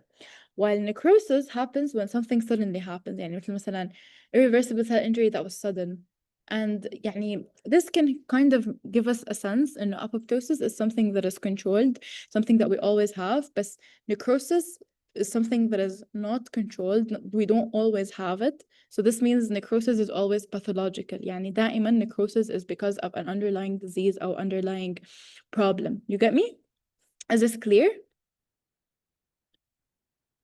Okay. Good. هلا, how do you tell a cell is dying? We've talked about this. We're going to have nuclear changes. Remember our nuclear changes that we talked about? We're going to have the cytoplasm is going to become hypereosinophilic. What does hypereosinophilic mean? It's going to become extremely pink because of a lot of eosinophils. Hypereosinophilic is just going to become extremely pink, okay? Why is it going to become extremely pink? Because the RNA is gone, degraded. Loss of glycogen. يعني makes sense. ATP is gone. We used all of the glycogen. فالcell is going to become smaller because usually glycogen يعني is in the cytosol and it kind of makes the cell big. It will become small, more pink, nuclear changes. This is how we know the cell is dying. طبعا necrotic cells may have different appearances. هلا الappearance will depend on two things: the proteins that are affected and the enzymes that are in the process. هلا this is in necrosis, because هلا we're gonna talk about all the different kinds of necrosis. Necrosis, we have so many different types. You see عنا 1 2 3 4 5 6 7. We have 7 kinds of necrosis. يلا, let's talk about necrosis. So let's start with coagulation necrosis. هلا coagulation أو coagulative necrosis, it's the most common kind of necrosis that is inside our body. Again, guys, necrosis, not programmed, not controlled. It's not a genetic thing. It happens because of cellular damage. It happens because of an injury, not because it's a normal process in our body. لا. Okay. هلا هون مثلا coagulative necrosis, it can happen because of ischemia, which is the most common cause. يعني مثل ما كنا عم نحكي if we have blood clots anywhere, it can result in coagulative necrosis if it reached the point of no return. يعني it can be caused by heavy metal irradiation. هلا what is the mechanism? هلا mechanism is إنه once we have the damage, the pH isn't gonna increase. يعني guys, it's the same. It's always the same. pH is affected. So the pH is going to decrease. عندنا acidosis. So pH is less than the normal. Okay, يعني acidic. Proteins and enzymes are gonna be affected. Because these are affected, the proteins and enzymes are affected, we're not gonna have full on autolysis. يعني the cell membrane, because the proteins and the enzymes are gone, it's not gonna be broken down. In coagulative necrosis, the architecture is preserved. Is it clear? يعني membrane is not affected in a way. And if you look at it, هلا هون في عنا صورة. يعني مثلا in here, you can see how this is you look, this is the normal.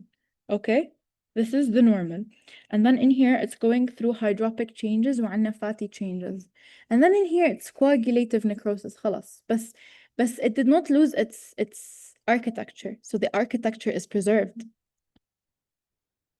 Exactly. So everything it's a mush of dead cell بس إنه within a certain مثل architecture. So the membrane is still there. Everything inside is خلاص done, dead, but the membrane is still there holding the debris, holding everything. But the architecture is preserved. So this is coagulative necrosis. And usually it happens in the heart, in the kidney, in the spleen, in solid organs most of the time. تمام? هلا the gross appearance, like if you look at it an autopsy, it's gonna look dense and it's gonna have a whitish gray color. تمام.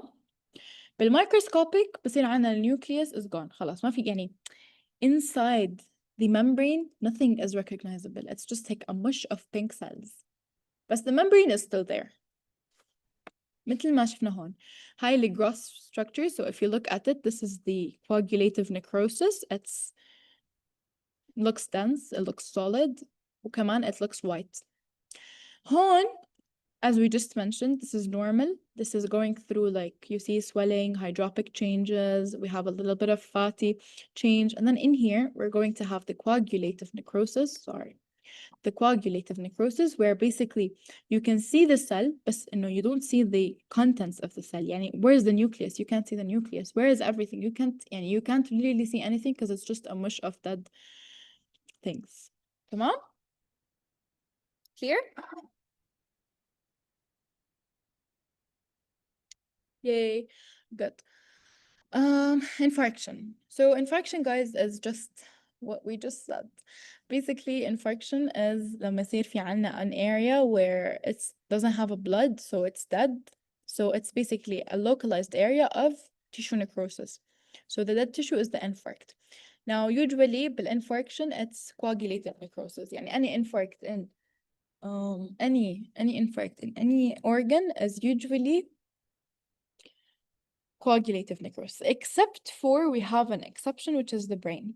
the brain is liqueficative necrosis. And what is liqueficative necrosis? يلا نحكي عن liqueficative necrosis.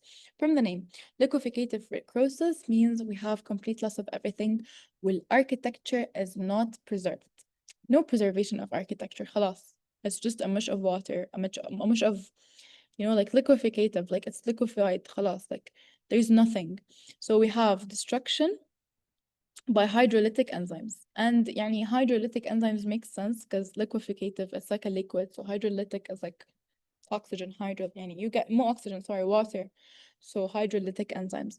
So is this clear? So liqueficative معنى لا intracellular ولا يعني خلاص everything is gone. It's just like a mush of liquid. This usually happens in an infarction in the brain. So it's usually seen in suppurative bacterial infections like formation of pus. So like abscesses, like, it happens in ischemic injury to brain tissue. So basically إذا عندنا hypoxia بالbrain و some area is خلاص it's dead, it's gonna be liquefied. The gross appearance, soft and filled with fluid. Are we surprised? No. So it's soft, it's not hard because the architecture is gone, and it's filled with fluid because hydrolytic enzymes, liqueficative necrosis, يعني duh, you see, the microscopy, it's going to be structureless tissue debris. So we're not going to see we're not going to see cells by itself. In هنيك we saw cell by itself. We could see like cells. But inside them is gone. We couldn't see the nucleus inside. بس هون لا, حتى الcell itself you can't really tell. Look at here مثلا. This is an abscess in the lung. Abscess, so basically هون suppurative bacterial infections means basically any abscesses anywhere, literally anywhere, is liqueficative necrosis. So lung abscess, so grossly you can't really see anything, but if you look in here, and you can only see cavitation. Cavitation means it was there was something here and it's gone. هون you can see liquid.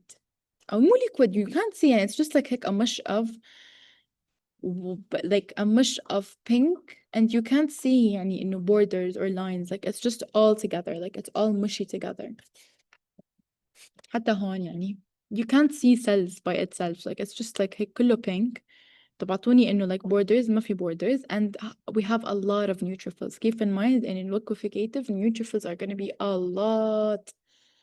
تمام.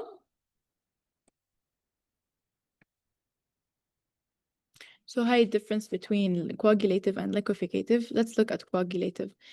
إذا you look at it, you zoom in, you could see شوية borders, like there are borders, okay? And أصلا the whole thing is in a border. هلا in here, we have a lot of neutrophils. You can see neutrophils everywhere, and in here you can't really tell any border. It's not as, you see how this is structured? هون ما في structure. So you can literally see nothing. Is that clear?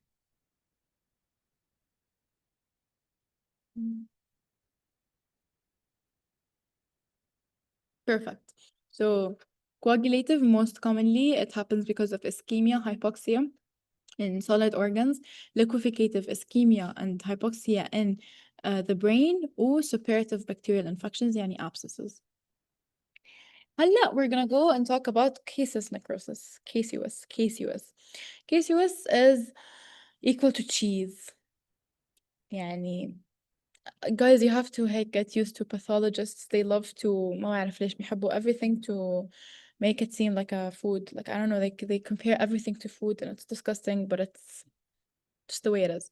So casus, it's kind of like liqueficative, بس كمان it's kind of like coagulative. كيف؟ liqueficative إنه we don't have any preservation. Nothing خلاص, it's just a mush of everything, but it's not liquidy, it's firm. Like the coagulative. You get it? يعني إنه everything is gone, there's no cellular preservation, nothing. Like liqueficative, but it's firm like coagulative. Does this make sense? So it's a combination of both. And most common cause of casus necrosis is granulomas. Granulomas and TB, granulomas and anything, sarcoidosis, and wherever there's a granuloma, it's a kind of casus necrosis. systemic fungal infection. So إذا عنا fungal infection مثل histoplasmosis كمان can cause caseous necrosis. Now, how does it look like? Cheese. Looks like cheese. Just like I told you guys. So it has cheese-like appearance. Why? Because we have release of lipids. So because it has a lot of lipids, it can look white, like cheese, you know? Is that we want to look at it in a microscopic level, we're going to see eosinophilic material. So it's going to be so pink. We're going to have a lot of eosinophils and بيكون عندنا macrophages. Macrophages is that there is macrophages, just think of caseous necrosis. Macrophages, granulomas, caseous necrosis, period. So let's look at it. So you see how it's cheese-like. So TB in the lung can look like this, grossly. Histoplasmosis in the liver or lymph node can look like this. So this looks like cheese, like they're curds of cheese. Now let's look microscopically. Microscopically, يعني you can see how it's like a mush of everything, but like it's firm. I don't know how to explain it, but يعني it's firm. Okay, and you can see a lot of giant cells. So Langerhans giant cells, if you see Langerhans giant cells, just darkly, caseous necrosis. Giant cells, caseous necrosis. Cheese-like something, caseous necrosis. TB, caseous necrosis. Granuloma, you know? And if you can حتى من السيناريو تعرفوا what kind of necrosis is going to happen. See how we have epithelioid cells. So we said no, it's pink يعني pink, pink, pink, pink. And then we have giant multinucleated cells, which is basically Langerhans cells. Is that clear? So caseous, cheese-like, it's a combination of liqueficative and coagulative. I think it's clear. Hello. Enzymatic fat necrosis. Enzymatic fat necrosis. So from the name, it's breakdown of fat by enzymes. So fat destruction by pancreatic enzymes. Enzymatic fat necrosis most commonly يعني caused by acute pancreatitis. So what happens in acute pancreatitis? We have inflammation of the pancreas.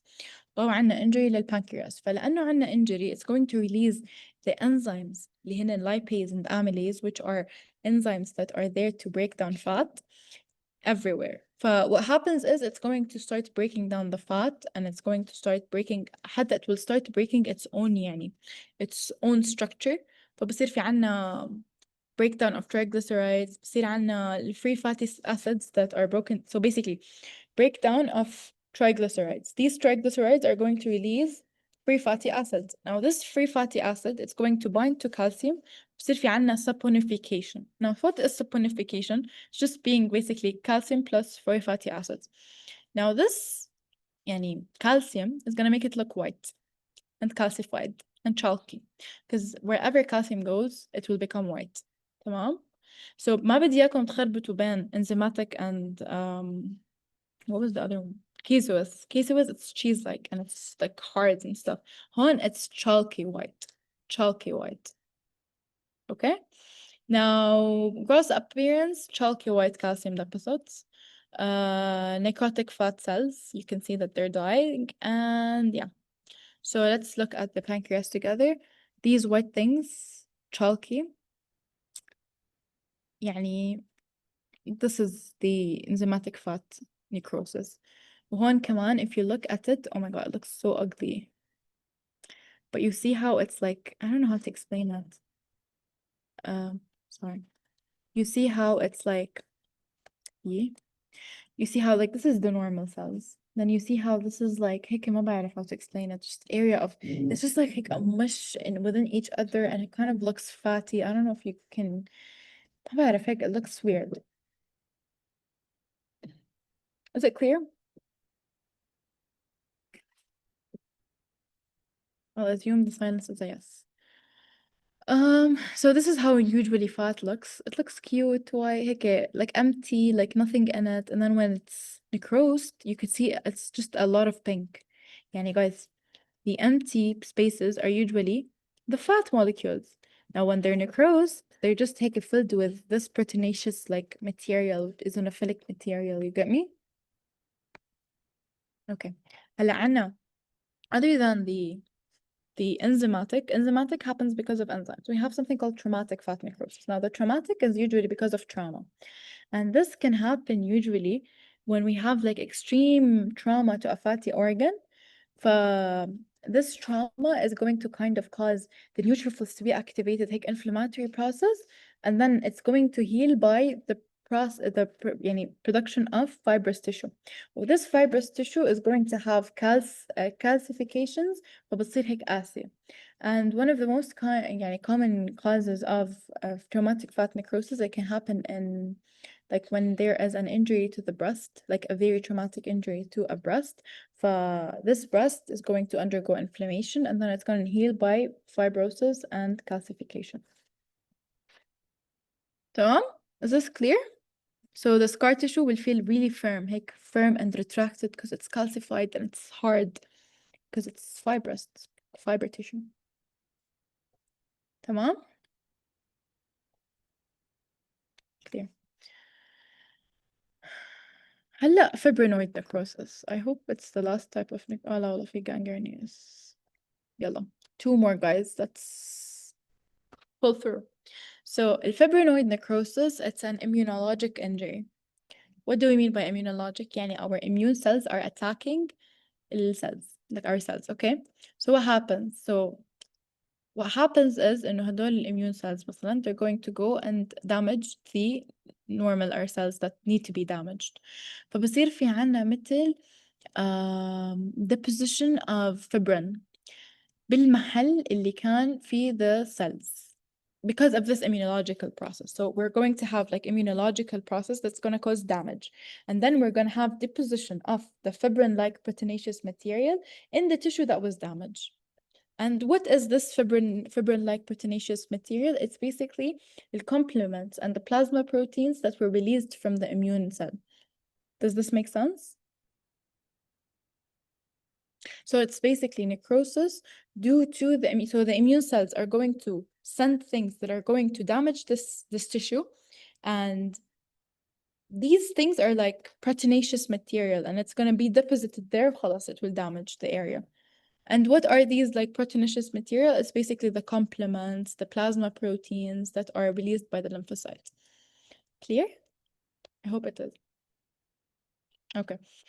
Examples, we have any kind of like immunologic disease مثل مثلا rheumatic heart disease, rheumatoid arthritis, small cell vasculitis. All of these are going to cause fibrinoid necrosis. And if we look together at the fibrinoid necrosis, it literally looks, you see these, it looks like a fiber. So we have fibers and it's pink, like it's smudgy pink. Smudgy pink, we have like fibers all around. Fibrinoid fibers, تمام? And it's pink because they're like fibrin-like proteinaceous. Proteinaceous يعني eosinophilic things. تمام? I think it's clear. Now, gangrenous necrosis, this usually happens to 2 places. يا أما lower limbs أو البowel. This happens لأنه we have blood supply is gone. So when the blood supply is gone, we're going to have damage to the lower limbs and the bowel. وعندنا 2 types of gangrene. We have the dry gangrene or the wet gangrene. Now the dry gangrene, it's just slow ischemia. It's ischemia. This ischemia is going to cause damage to the structure فبصير في عنا gangrenous necrosis. هلا this is very common in مثلا diabetic foot. So basically patients who have diabetes, this is advanced diabetes that is uncontrolled, they're not taking their medications, it's been there for years. What happens is the blood vessels there might be affected. There might be يعني بيصير في عنا glycosylation of the blood vessels, so the blood vessel will be tough. وحتى blood itself is not going to be يعني بيصير في عنا decreased blood supply to these areas, فبيصير في عنا slow death of the vessels. And now as these vessels keep on dying and dying and dying, it will become black. That's why it's gangrenous.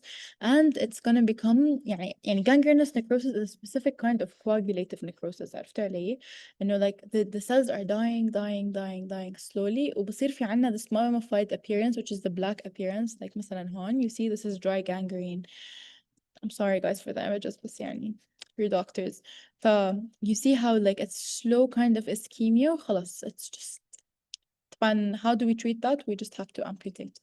هلا wet gangrene بالdry it's slow, بالwet it's sudden, all of a sudden, and it's bacterial. So sudden و bacterial. So sudden ischemia, no blood vessels, no blood vessels, no oxygenation, يعني blood vessels are clogged, and we have bacteria. So this and that together, it's gonna cause wet gangrene. And because wet liquid, so it's kind of a liqueficative kind of necrosis. So dry, it's coagulative. It's a specific kind of coagulative necrosis. الwet gangrene is a liqueficative necrosis. Okay? شوفوا الwet gangrene.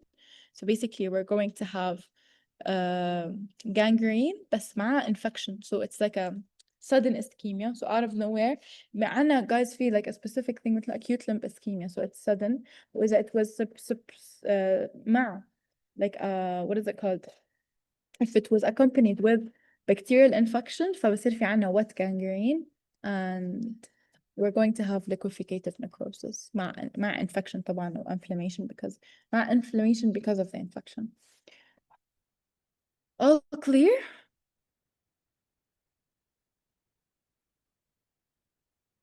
I hope it is. Is this yeah right now? Mom. Okay. Now the last concept we have here, apoptosis. What is apoptosis? So necrosis, we said it's uncontrolled, it's sudden, it is because of a pathological cause. وحكينا عن مليون ألف cause of necrosis and all the different kinds. Apoptosis, on the other hand, it's a controlled process. It's something that happens all the time to protect us. It happens all the time to keep us alive. يعني مثل slouching off of skin, slouching off of gastric. مثلا gastric cells, they can't last more than 5 days. So how will they die? They're not gonna go and become necrotic. They're going to die through apoptosis. So it's a programmed, genetically controlled pathway of cell death. It contains specific enzymes. It contains specific pathway. And that's how we're going to study it.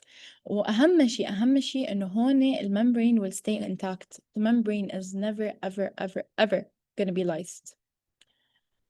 يعني membrane is gonna stay intact بس macrophages are going to engulf it. حلو؟ هلا apoptosis it can be physiologic or pathologic. هلا pathologic we don't mean إنه يعني هلا إحنا حكينا necrosis is always pathologic. Apoptosis can be pathologic بس إنه not in يعني مثلا إذا عنا DNA damage, so we have DNA damage because of free radicals, or if we have DNA damage because of radiation or chemo or whatever, so it's gonna cause apoptosis. But this is not normal. هلا guys, pathologic just means إنه it's not the usual. Pathologic, not the usual. So sometimes in infections مثلا إنه the cells are affected. Infection can cause cell مثلا let's say DNA damage, so it's going to be dealt with through apoptosis. عرفت علي؟ يعني do you get what I mean? Like apoptosis is a controlled way. It can be pathologic and it can be physiologic. But pathologic in here doesn't mean إنه it's necrosis. Is it clear? يعني there are specific triggers for apoptosis مثل DNA damage, misfolded proteins. All of these are things that can usually happen. يعني it's usually can happen, and that doesn't mean إنه يعني there is a pathological يعني أو إنه it's necrosis, like إنه ما في pathological, بس إنه it's not something that's severe. يعني نحنا, by the way, our bodies, our cells undergo DNA damage every single day. Like we have a bunch of cells in our body that are killed every single day because of DNA damage. This is normal, but it's not physiologic مثلا. It's pathologic. DNA damage is not يعني normal, it's pathologic. Okay, I hope إني ما عم فوتكم. So the normal programming of apoptosis and its order is lost in pathologic. Wait, ما فهمت. What do you mean? يعني yeah, there is normal يعني مثلا physiologic. Let's look at the physiologic causes. Embryogenesis. So basically when, let's say, the thymus, عنا the thymus gland, when we grow up, it's gone. It's gone because of apoptosis. That's physiologic. Cell turnover بالskin anywhere. Cell turnover is كمان something that's physiologic. Removal of inflammatory and self-reactive cells كمان it's physiologic. بس pathological things مثل مثلا DNA damage. هلا DNA damage نحن as human beings يعني DNA damage is not a normal thing. يعني okay, it happens. By what do I mean by not a normal thing? It happens every single day and our body is able to deal with it. بس إنه by not normal إنه يعني God did not create us in a way where our cells are going to have DNA damage. Oh yeah, they are causes of apoptosis. Yeah. You get me? يعني مثلا um DNA damage in our body happens because of the things that our body goes through. يعني نحن مثلا we're eating things that have preservatives, we're eating things that have free radicals, where our lifestyle is horrible, blah blah blah blah blah blah. You get me? All of these things are going to cause the cells to undergo DNA damage. This is pathological cause of apoptosis. You get me? Okay. هلا remember again, apoptosis is like something that is controlled. Cell contents are not thrown away. Cell membrane does not rupture. Everything is smoothly هيك في a specific pathway. هلا الميكانيزم we have three phases. يعني هو apoptosis أول شيء it starts with the initiation phase, then it's gonna have the execution phase, and then آخر شيء the removal of the dead cell. So in the initiation stage or the first stage, initiation stage, we need to activate caspases. Caspases are enzymes that are so important for the apoptosis, so important for cell death through apoptosis.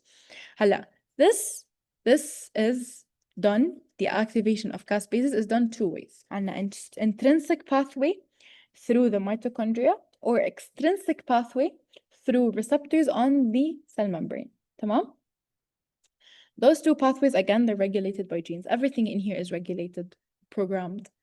بعد ما نحن we activate the caspases, these caspases are gonna go and activate execution caspases or execution enzymes that are going to kind of start the death process. وبالأخير, the cell is gonna be removed by macrophages. The macrophages are gonna eat the dead cell. So nothing is gonna be هيك يعني it's not يعني ما حيصير في عنا swelling ما حيصير في عنا all of these things. So let's look in here. Intrinsic pathway اللي هو mitochondrial pathway, and it's the most common pathway.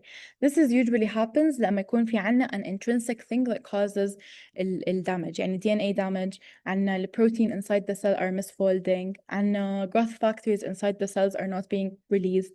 So all of these triggers can cause certain proteins in our body which are pro-apoptotic. So we have to know إنه نحن عنا in our body genes, عنا pro-apoptotic genes and anti-apoptotic genes. Okay, هلا certain triggers are going to affect these genes, and these genes are going to cause proteins to be made. So it happens. You guys took this in MOL last year.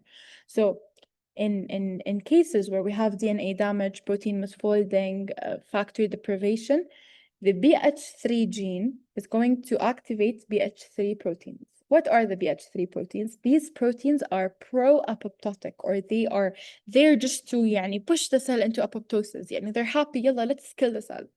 So these BH3 are going to activate something called BAX and BAC.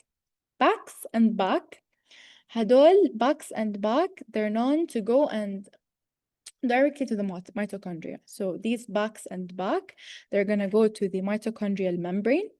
When they go to the mitochondrial membrane, what will happen is they're going to cause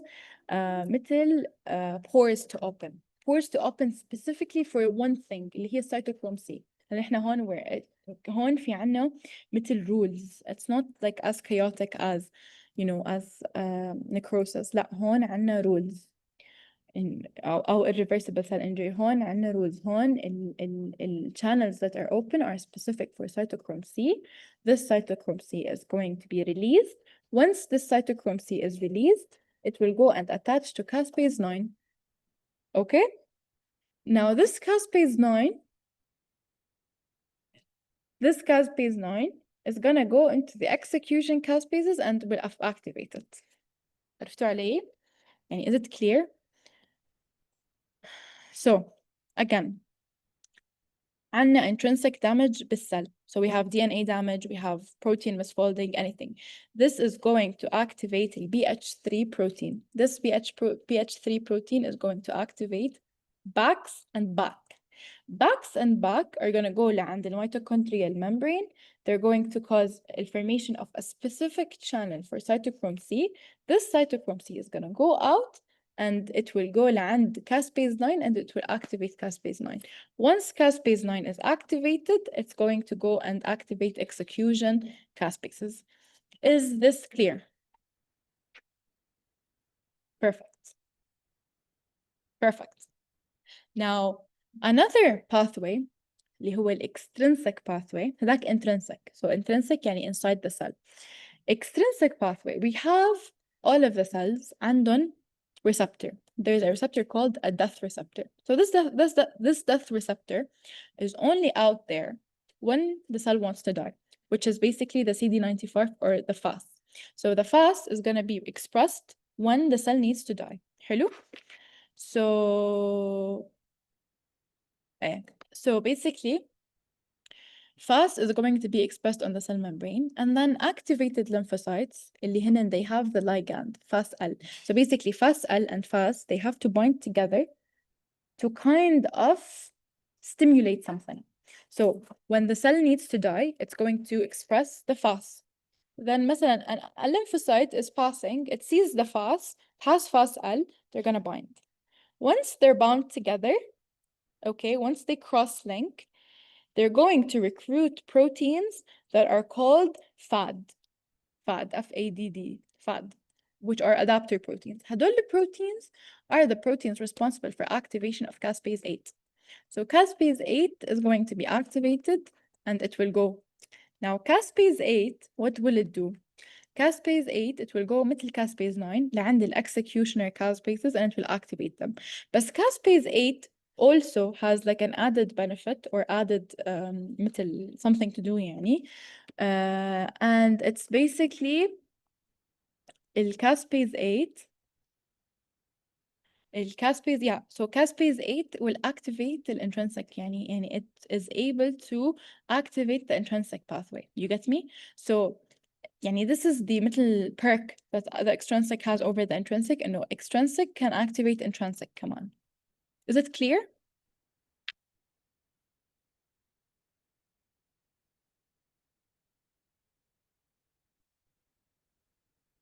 Okay, perfect. تمام. So after caspase 8, sorry. After caspase 8 or caspase 9 are released, these are called the initiator caspase, they're going to go and activate the executioner caspases. Now, what will the executioner caspases do?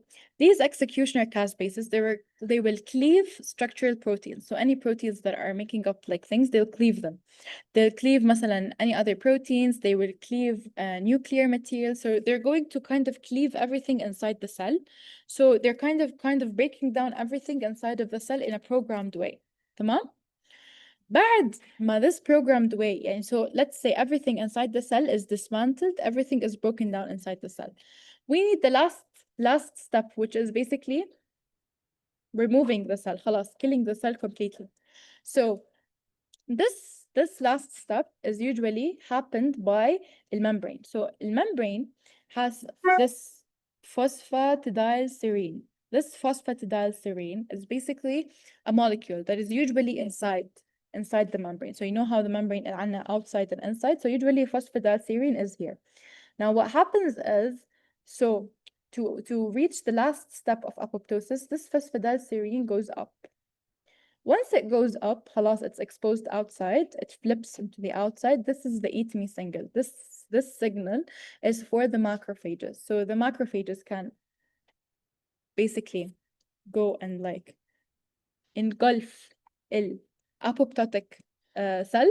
خلاص, kill the cell على الآخر. هلا, the nice process or the nice idea is إنه in apoptosis we don't have inflammation. And what do we mean by we don't have inflammation? هلا, if you guys looked at necrosis, the cells are always there. يعني coagulative necrosis, liqueficative necrosis, gangrenous all these kinds of necrosis, they're stuck there يعني they're still there خلاص they're there forever. بس in apoptosis the dead cell is خلاص removed by macrophages. تمام. And this is why it's a controlled, programmed way. So let's revise everything for one last time. So what happens is إنه نحن عنا intrinsic و extrinsic pathway. هلا intrinsic pathway it's activated by let's say whatever kind of trigger. This is going to activate basically BH3 proteins or the BCL2 family. فبصير في عنا BAX و BAC are going to bind to the mitochondria and cause the release of cytochrome C. This cytochrome C is going to activate caspase 9. هلا let's look at the the death pathway. The death pathway we have شايفين كيف عنا الفاس. This is FAS. This is FAS-L from the activated T lymphocyte. So FAS-L will bind to FAS. It's going to result in adapter proteins to activate caspase 8. So we have caspase 8 horn. This caspase 8 is going to activate caspase, the other, it's going to activate the intrinsic, and it's going to activate the executioner caspases. So caspase 8 and 9 activate executioner caspases.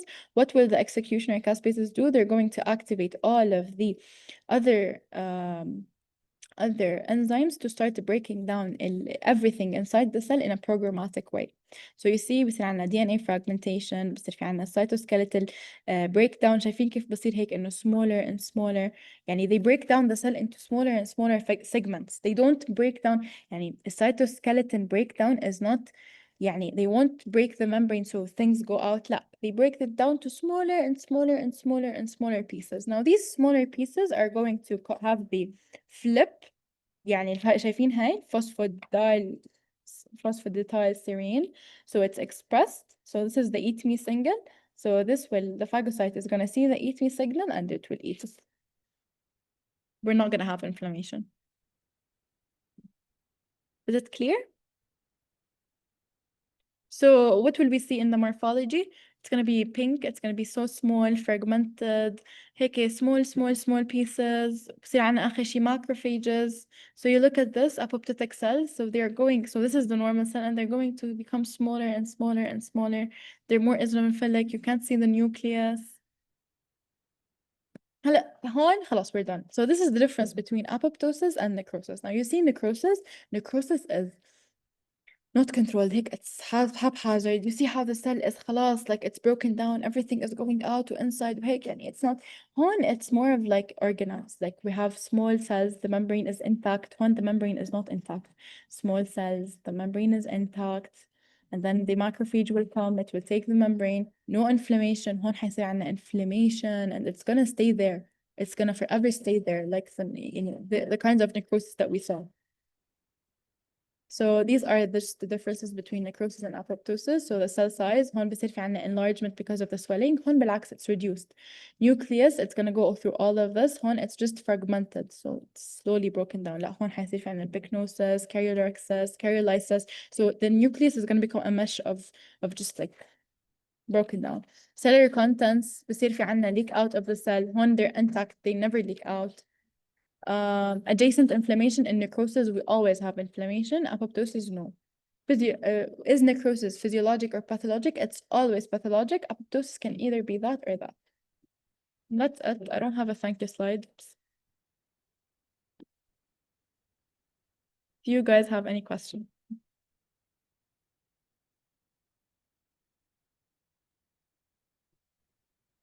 I just realized I don't have a thank you slide. Thank you guys for everything. I hope it's clear. I hope it's more understandable. I think you have my number and email. I'm not sure. I can share my number. I'll add the thank you slide when they send the slides. My email is just tina.morat@alfaisal. You can always access it and send me any questions. الله يوفقكم يا رب. I'm pretty sure guys it's gonna be easy. I just want you to focus on solving questions from Robbins for pathology. Please do that. I did not do that.